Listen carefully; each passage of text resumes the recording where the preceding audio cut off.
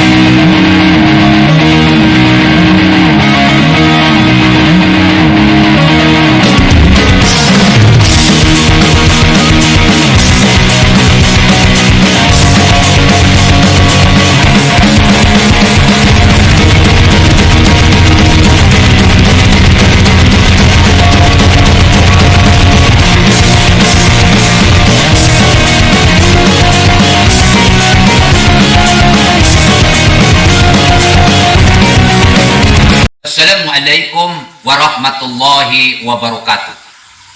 Ibu, bapak, hadirin pemuda-pemudi sebangsa setanah air dimanapun kalian berada, dari Sabang sampai Merauke, dari Miangas sampai Pulau Rote, apapun alasannya yang dilakukan oleh debt collector dengan melakukan pengambilan paksa barang jaminan dari seorang kreditur, itu adalah suatu hal yang menurut saya tidak dibenarkan.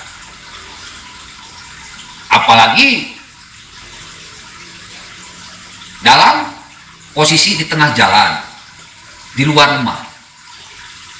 Kenapa? Ya karena itu akan menimbulkan efek trauma psikis dari kreditur, karena dia merasa malu dan dipermalukan.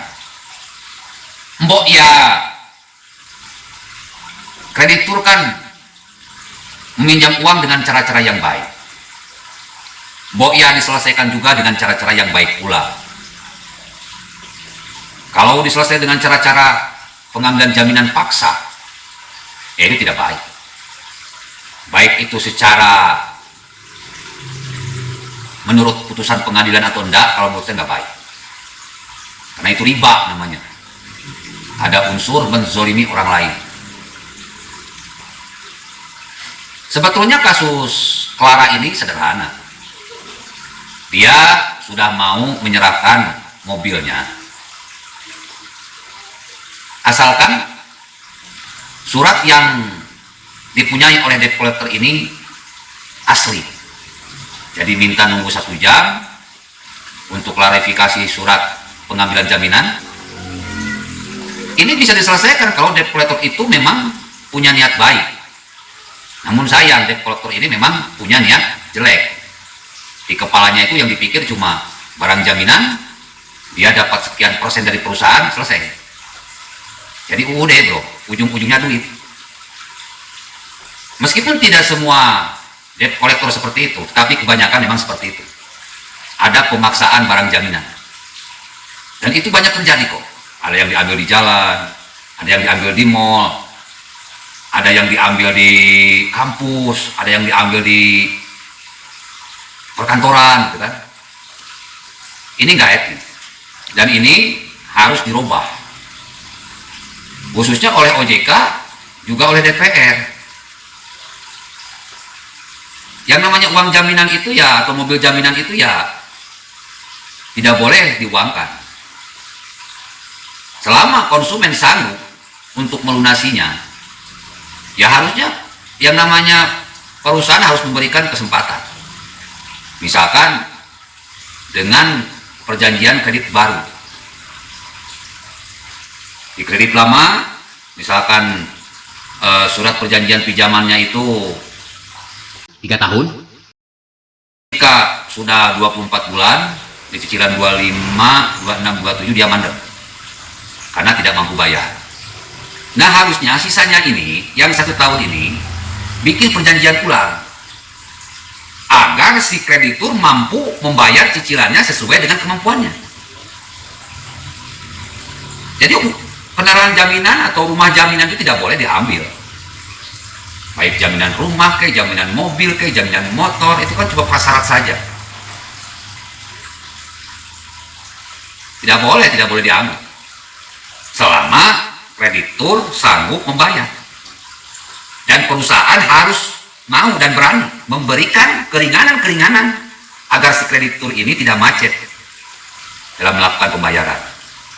Contoh, misalkan nih, harga mobil 300 juta dengan bunga jadi 400 juta. Contoh, total kredit dengan bunga misalkan 300 juta, jaminan mobil. Ingat, jaminan tidak boleh diambil. Baru dibayar setengahnya, 24 bulan misalkan. Nah, sisanya ini, karena lihat kondisi si kreditur itu usahanya tidak stabil, 3 bulan nunggak, dihitung ulang sesuai kemampuan yang dia punya. Misalkan cicilannya kalau kemarin 5 juta, nah tanya pada si kreditur, nih sisa kredit ini mau dicicil berapa tahun sesuai kemampuan, apakah 1 juta atau 2 juta atau 500 ribu. Yang penting uang perusahaan yang sisanya ini harus kembali.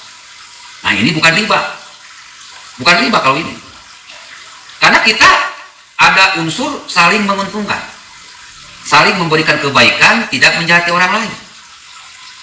Perusahaan harus ngerti, konsumen pun harus ngerti.